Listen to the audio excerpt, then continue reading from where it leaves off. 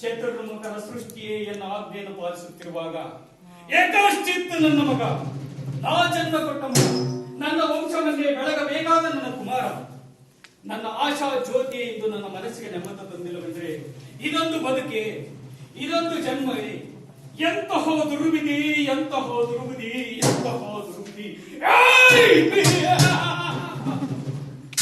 ನಾನೇ ಸರ್ವಶಕ್ತಿನೆಂದುಕೊಂಡರೆ ಅದಾವ ಶಕ್ತಿ ನನಗೆ ಎದುರಾಗಿರಬಹುದು, ಅದಾವ ಶಕ್ತಿ ತಂದೆಯಿಂದ ಮಗನನ್ನು ದೂರ ಮಾಡಿರಬಹುದು, ಅದಾವ ಶಕ್ತಿ ಅವರಿಗೆ ನನ್ನಲ್ಲಿ ಎದುರಿಸುವಂತಹ ಧೈರ್ಯ ನೀಡಿರಬಹುದು, ಅದಾವ ಶಕ್ತಿ ತಂದೆಯಿಂದ ಮಗನನ್ನು ದೂರ ಮಾಡಿರಬಹುದು. ಇದಕ್ಕೆಲ್ಲ ಕಾರಣ ಆ ಹರಿಯೇ. ಎಲವೋ ಹರಿ, ಕಪಟಿ, ವಂಚಕ, ದ್ರೋಹಿ.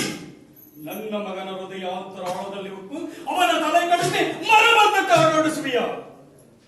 ನಿನಗೆ ಪೌರುಷವಿದ್ದರೆ, ಪರಮ ಪುರುಷೋತ್ತಮನೇ ನೀನಾಗಿದ್ದರೆ, ನನ್ನಂತ ಗಂಡುಗಲಿ ನೀನಾಗಿದ್ದರೆ ಬಾ, ಬಂದು ನಿನ್ನ ಉದರವನ್ನು ಬಗೆದು ನಿನ್ನ ಕರುಳನ್ನು ಮಾರಿಯಾಗಿಕೊಳ್ಳದಿದ್ದರೆ ನಾನು ಹಿರಣ್ಯ ಕಶ್ಯಪನೇ ಅಲ್ಲ, ನಾನು ಹಿರಣ್ಯ ಕಶ್ಯಪನೇ ಅಲ್ಲ, ನಾನು